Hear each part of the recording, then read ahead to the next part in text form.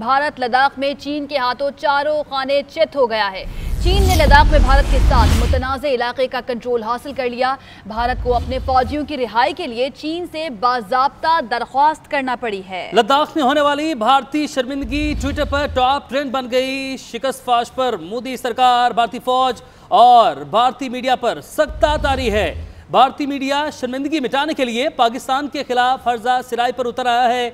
भारतीय media general Qamar Javed Bajwa से मंसूब झूठे बयान का ढिंडोरा पीट रहा है। जी हां, भारत लद्दाख में चीन के हाथों चारों शाने चित हो गया है और चीन ने लद्दाख में भारत के साथ मुतनाज़ इलाके का कंट्रोल हासिल कर लिया है और भारत को अपने फौजियों की रिहाई के लिए चीन से बाज़ाब्ता तौर पर दरख्वास्त करना पड़ी है। यानी कि भारतीय फौज ने, मोदी सरकार ने चीनी फौज के आगे घुटने टेक दिए हैं। और यही नहीं, लद्दाख में होने वाली भारतीय शर्मिंदगी ट्विटर पर टॉप ट्रेंड भी बन गई है। जी हाँ, ब्रिगेडियर हारिस नवाज साहब ने हमें ज्वाइन किया है, उनसे इस बारे में मजीद बात करते हैं। ब्रिगेडियर साहब, बहुत शुक्रिया आपके वक्त का। सारी सूरत हाल सबके इल्म में है। ये वही भारतीय फौज है, ये वही भारत के जो रहनुमा हैं जो कि हिंदू इंतहा पसंद है, जो कहते थे कि आज़ाद कश्मीर और गिलगित बल्तिस्तान पर कब्जा कर लेंगे, घुस के मारेंगे। आज जो चाइनीज़ फोर्स है वो उनको घुस के मार रही है।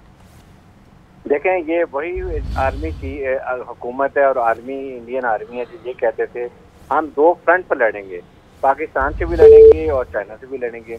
इनकी तो इतनी हिम्मत नहीं है कि ये जाके वहाँ पे चाइना में लद्दाख के ऊपर अपना 20 किलोमीटर का एरिया कब्जा करवा दिया। उसके बाद उन्हें पेट्रोलिंग जो करते थे लोगों को पकड़ लिया। और आपने देखा किस तरीके से चाइनीज इनके फौजियों को धक्के दे रहे थे और ये बैनर लगा रहे थे कि खुदा के लिए आप अपने हमारे इलाके से चले जाए, क्योंकि हमारी हिम्मत नहीं है, हम अनट्रेंड हैं, हम अनप्रोफेशनल हैं, हम किसी लिहाज से भी आपका मुकाबला नहीं कर सकते। ये फौज सिर्फ कश्मीरी औरतों, बड़ों, बच्चों, नहत्तों को ये शहीद कर सकती है और ये कुछ नहीं कर सकती। और उसके बाद इनको खिपत इसलिए मिटानी पड़ी कि पेंटागन ने बड़ा क्लियर कह दिया कि हम चाइना को डिफीट नहीं कर सकते। अमेरिका ने जो इंडिया को अपना एक फ्रंट मैन इस्तेमाल किया था चाइना के लिए और पाकिस्तान के लिए, उन्होंने इधर कश्मीर को रिवोक किया 370 आर्टिकल और मकबूजा कश्मीर पे कब्जा कर लिया, उधर लद्दाख पे कर लिया। चाइना ने इनको वो मुंह की खानी पड़ी है, इनका मुंह काला हुआ, चारों जाने चित हो गए।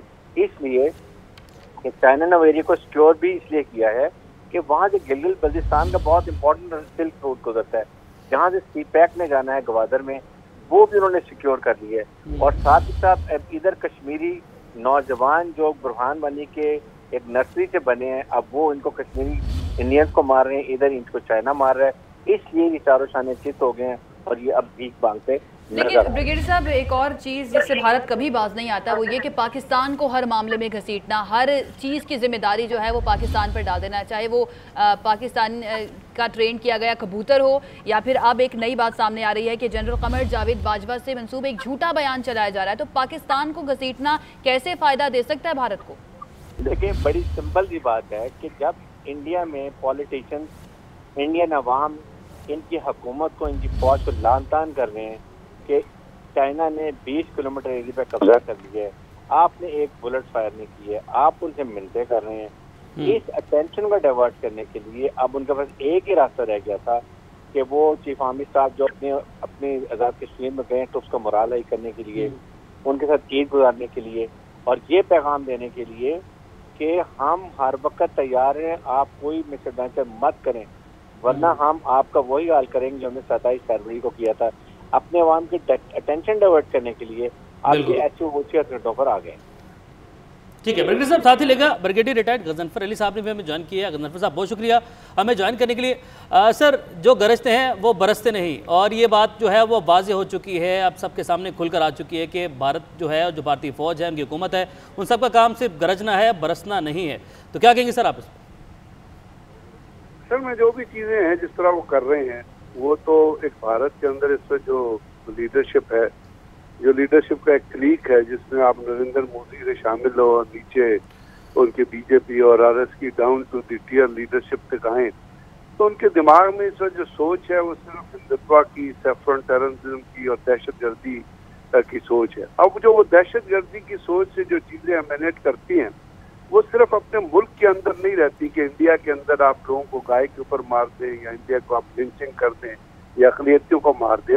उनके जो इफेक्ट्स हैं वो आपको सरहदों के बाहर भी और खासतौर पे भारत के हवाले से होते नजर आ रहे हैं। अभी कल ही अगर आपने देखा हो तो नजर से गुजरा हो तो एक हफ्ता पहले नेपाल की हुकूमत ने करारदाद एक सड़क की तामीर का ऐलान किया है जो महाकाली से लेके और रवेरिया तक जाती है। ये वेस्टर्न नेपाल में है और चाइना से उनको लिंक करती है। 87 किलोमीटर का ये पैच है जो इंडिया की जो रोड है उसकी थानेचाल में जो रोड है उसके पैरेलल जाता है। अब उन्होंने क्यों किया? उन्होंने कहा कि जी ये रोड हमने तामीर करनी है इकोनॉमिक डेवलपमेंट के लिए नेपाल के अंदर, और इसके अंदर हम खुद अपनी फौज के जरिए ये सड़क तामीर करेंगे, चाइना से लिंक करेंगे और इसके ऊपर इंडियन आर्मी का या इंडियन गवर्नमेंट का कोई कंट्रोल नहीं होगा। इसलिए क्योंकि आपने देखा कि जो खित्ते के जितने ममालिक हैं, चाहे आप अफगानिस्तान को ले लें, चाहे आप नेपाल को ले लें, चाहे आप सिक्किम को ले लें, चाहे आप भूटान को ले लें, उस तमाम के अंदर इंडिया जो है वो उनकी सॉवरेनिटी, उनकी हक खुद इख्तियारियत के अंदर मुदाखलत करता है और यही चीज़ वो पाकिस्तान के अंदर करने की कोशिश करता है। अब इंडिया चाइना के अंदर शुमर में 2017 में डोकलम में एक एरिया था जहाँ पे भूटान और चाइना का अपना कंट्रोल क्लेम करते थे, उसके ऊपर इंडिया ने इन्फ्लुएंस किया तो वो बिल्कुल लड़ाई के ऊपर जाने के लिए तैयार थे। अभी रिसेंटली 5 मई को आपने देखा कि वहाँ पे प्योंगयांग टस्को लेक जो है लद्दाख में, वहाँ पे इनका क्लैश हुआ। इंडियन मिलिट्री पेट्रोल जो इंडिया के इलाके में गए हुए थे। फिर अगर 19 मई को देखे तो उनका एक 15,000 फुट की बुलंदी पे एक जगह नकाउला रीजन जो है, वहाँ दोनों के दरमियान इंडिया और चाइनीज आर्मी के अंदर स्टोन थ्रोइंग हुई, फायर नहीं हुआ, लेकिन उसके जरिए एक इंडियन फौज का अफसर था वो जख्मी हो गया। तो ये किस वजह से हो रही है? ये तमाम जो है सोच की पैदावार है। जहाँ भी आप अपनी सोच के अंदर मजहब के हिसाब से या जियो पोलिटिकल रीजन के हिसाब से या अपनी जो आपके मुल्क के अंदर के हालात के हिसाब से जहाँ भी अपनी सोच में आप दहशतगर्दी पैदा करेंगे, जहाँ आप मजहब के जरिए लोगों को डोमिनेट करना चाहेंगे, जहाँ मजहब को दहशतगर्दी का जरिया बनाएंगे, तो वहाँ अपने मुल्क के अंदर भी हालात तो मरगटी साहब, दुनिया का भी इस चीज़ को देखिए कि दहशतगर्दी और मजहब के नाम पर जिस तरीके से भारत इंतहा पसंदी फैला रहा है। अगर आप पूरे खित्ते की बात करें, अभी आपने भूटान चाइना बॉर्डर जो है उसका जिक्र किया, चाइना है, उसके बाद नेपाल है, नेपाल के वज़ीर-ए-आज़म का भी बयान सामने आ चुका है। उनका कहना है कि हम अपने इलाके वापस लेंगे, यानी कि भारत वहाँ पर भी शरारत कर रहा है, उनके जो इलाके हैं वहाँ पर भी कब्जा कर रखा है। पाकिस्तान में जो छेड़छाड़ कर रहा है, जो छेड़खानी कर रहा है, शरारत कर रहा है, वहाँ पर भी सबके सामने सूरत हाल। तो दुनिया कब देखेगी इसके? दुनिया नहीं देखेगी। अगर दुनिया ने देखा ना होता तो यूनाइटेड नेशन की ह्यूमन राइट्स कमीशन की एक रिपोर्ट अभी पिछले साल ही पेश हुई थी ना, जिसमें उन्होंने कहा था कि भारत जो है वो ग्रॉस किस्म की ह्यूमन वायलेशन में इन्वॉल्व है। उसके साथ साथ आपने देखा कि अभी एक अमेरिकन कमीशन की एक रिपोर्ट आई है जिन्होंने क्या कहा कि भारत के अंदर कितनी दहशतगर्दी हो रही है। लेकिन इस वक्त याद रखिएगा और जहन में रखिएगा, दुनिया में 2 बहुत बड़े बड़े नेक्सस चल रहे हैं। एक है जो हिंदुत्व, एक है जो क्रिश्चियनिटी और यहूदियत का नेक्सस है, ज़ियोनिस्ट न्योकॉन नेक्सस, जिसके जरिए तबाह किया जा रहा है पैलेस्टाइन को, अरब ममालिक को। दूसरा इस वक्त जो है वो है ज़ियोनिस्ट हिंदुत्व नेक्सस। और इन तीनों के दरमियान कॉमन ट्रम्प के होते हुए और न्योकॉन के होते हुए जो चीज चल रही है वो है ज़ियोनिस्ट क्रिश्चियन हिंदुत्व नेक्सस। मैंने आपको कहा ना, जब मजहब को आप एक्सप्लॉइट करेंगे, दहशतगर्दी फैलाने का जरिया बनाएंगे, तो फिर दुनिया की ताकतें जो है वो जियो पोलिटिकल। लेकिन ब्रिगेडियर साहब, भारत तो बज़ाहिर जो है ना कामयाब होता हुआ नजर नहीं आ रहा, क्योंकि जब भी चाइना के साथ कोई शरारत की मुंह की खानी पड़ी, पाकिस्तान के साथ शरारत की तो मुंह की खानी पड़ी है। लेकिन कोशिश उसकी जानिब से पूरी फिर भी की जाती है कि किसी न किसी तरीके से कोई शरारत की जाए। ब्रिगेडियर हारिस साहब, क्या कहेंगे आप इसके ऊपर? ये डिजाइन क्या है? डिजाइन ये है कि जो ये कश्मीर में इन्होंने कब्जा किया, लद्दाख में किया, द पर्पज इज कि इसको डिस्प्यूटेड एरिया कर लीजिए। आप क्लेम वो कर रहे हैं गिलगित बल्तिस्तान भी, उसके बाद आज़ाद कश्मीर भी, ताकि सीपैक कंप्लीट ना हो। अमेरिकन ने कोशिश ये की है कि इंडिया को प्रॉक्सी के तौर पर इस्तेमाल करें, और वो ये चाहते हैं कि ये इस एरिया में जो सीपैक रूट सिक्योर है, सिल्क रूट जिसको कहते हैं, रेशम कहते हैं, ये इसको इनसिक्योर किया जाए। इसीलिए चाइना भी अब जो गया इस लद्दाख एरिया में गए हैं, वहाँ पे जाके उन्होंने उस एरिया को सिक्योर कर लिया है। अब वहाँ पर वो परमानेंट बैठेंगे। आपने देखा होगा इंडियन से जो है ट्रांसपोर्ट एयरक्राफ्ट M17 है, बहुत बड़े जहाज हैं, इस पे सारी लॉजिस्टिक्स उसको मूव किया है। उनके डिजाइन यही थे कि वहाँ से इसको थ्रेट करें। चाइना ने प्रेम करके इसको वहाँ से कंट्रोल कर लिया है। आप दूसरी साइड पर आप देखें तो कश्मीर में अब जो बुरहान वानी के शहादत से जो बच्चे वहाँ पर नई नस्ली पैदा हुई है, नए बच्चे ने जन्म लिए, वो हजारों की तादाद में बुरहान वानी जिंदा हो गए। अब वहाँ कश्मीरी इनको मार रहे हैं, इधर इनको चाइनीज मार रहे हैं। इस वजह से ये चारों शाने चित हो गए हैं। लेकिन इंडियन मीडिया जो है ना, वो तो बिल्कुल भी इसको मानने को तैयार नहीं है कि उनके फौजियों ने वहाँ पर सरेंडर कर दिया था। लेकिन दूसरी तरफ उनके जो रिटायर्ड जनरल हैं, जैसे कि जनरल बख्शी हैं, उन्होंने अपनी आधी मूछें काट ली हैं शर्मिंदगी में कि हमारी जो फौज है उन्होंने वहाँ पर सरेंडर कर दिया। देखें, आपने जनरल बख्शी को देखा नहीं? उन्होंने कहा कि इंडियन हमारी 1962 में चाइना ने मारा, पाकिस्तानी फौज बिल्कुल बड़ा खुल के बोलते हैं वो तो। बल्कि उन्होंने ये कहा कि पाकिस्तानी फौज हमें लड़ना सिखा दिया। इनको पाकिस्तान का शुक्र होना चाहिए, लेकिन फिर भी जब बिल्ली को सिखाती है शेर को तो कुछ चीजें अपने पास रख लेती है। इसी तरह पाकिस्तान इनको कुछ ज्यादा नहीं सिखाया, ना इन्होंने कुछ सीखा। ये तो सिर्फ जो है कश्मीरी नहाते औरतें बच्चे बूढ़ों को शहीद कर सकते हैं, ना इनकी फौज लड़ाका है, ना अनप्रोफेशनल फौज है। इस वजह से इनको यहाँ पर मार और जूते पड़ रहे हैं। अभी पता नहीं और कितने जो है वो जो है सर मुंडाए जाएंगे जो इनके साबिक फौजी हैं उनकी जानिब से भी। साथ ही ब्रिगेडियर साहब, लेफ्टिनेंट जनरल रिटायर्ड गुलाम मुस्तफ़ा साहब ने हमें ज्वाइन किया है। मुस्तफ़ा साहब, बहुत शुक्रिया ज्वाइन करने के लिए। सर, अगर उनकी बढ़के सुन लें, दावे सुन लें, तो गिलगित बल्तिस्तान को भी हासिल करेंगे। जो पाकिस्तानी कश्मीर है, कश्मीर सारा हमारा है और इंशाल्लाह हम उसे हासिल करके। लेकिन उनकी जो बढ़के हैं वो ये हैं। लेकिन हकीकत ये है कि जो चाइनीज़ फोर्सेज ने उनके साथ किया, अब वो घुटने टेक दिए हैं, मिन्नतों पर आ चुके हैं, समाजत कर रहे हैं कि हमारे फौजियों को छोड़ दिया जाए।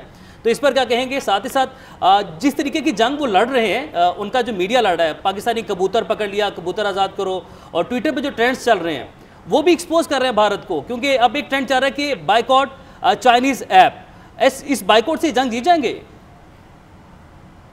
देखिए, दो तीन चीजें यहाँ पे समझने की है। तो भारतीय ब्राह्मण जो ज़ायनिज़्म है वो मेगलोमैनियक है। उनके ख्याल में वो ना सिर्फ इस खिते में बल्कि उनका पूरा हक है कि पूरी दुनिया में राज करें, और वो अपने आप को इस खिते की ताकत तो बना ही चुके थे। उनका ख्याल ये था कि अब वो दुनिया की ताकत बनने जा रहे हैं, और उनको अमेरिका की सपोर्ट भी हासिल है। और जब लास्ट ईयर उन्होंने कश्मीर में मूव किया 5 अगस्त को, तो उसके बाद उन्होंने देखा कि ज्यादा दुनिया ने इतना खुल के उनको अपोज नहीं किया था, तो उनके हौसले बढ़े हुए थे। और वो चाइना को भी आंखें दिखाना शुरू हो गए थे। उन्होंने गिलगित बल्तिस्तान को भी, सीपैक को भी निशाना बनाना शुरू कर दिया। तो फिर इसका रिएक्शन आना लाजमी था। अब रिएक्शन क्या हुआ है ये समझने की बात है। भारत इस वक्त 3 तरफ से तो कश्मीर ने घेर के रखा हुआ है भारत को। अब देखिए, लद्दाख में काफी अंदर आ चुका है चाइना। वो पहले कुछ हिस्सा क्लेम कर रहे थे, उन्होंने पूरी जो गोलान वैली है, उस सारी रिवर वैली उन्होंने कह दी ये हमारी है, यहाँ पे भारतीय किसी को आने की इजाजत नहीं है। जो नेपाल में इनकी कोशिश ये थी, कैलाश माउंटेन्स पे पहुंचने के लिए रास्ता बनाया हुआ था, और उन्होंने पूरे जिला जो था उनका उसका अपना जाली नक्शा बना के उसको भारतीय हिस्सा जाहिर किया हुआ था। नेपाल ने उसको ना सिर्फ डिस्प्यूटेड कर दिया है बल्कि वहां पर फौज डिप्लॉय कर दी है। सिक्किम के साथ आप देखिए तो जो कुछ पिछले दिनों जब ये भारत ने कोशिश की, तो चिकन नेक पे चाइनीज ने आकर उनको बता दिया कि उनके 7 सिस्टर स्टेट्स हैं, उनके साथ किया जा सकता है। एक तो ये उनका मसला बना हुआ है भारत के लिए, और कश्मीर में लाइन ऑफ कंट्रोल पे वो पाकिस्तान से पंगा लेने की कोशिश में मसरूफ है।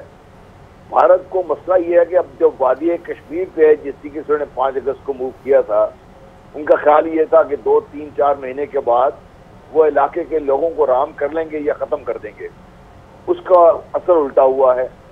वो लोग इस वक्त इस कदर मजबूती से खड़े हैं कि गुज़श्ता 10 माह में लगातार लॉकडाउन के बावजूद लगातार दुनिया से उनका नाता कटा हुआ है।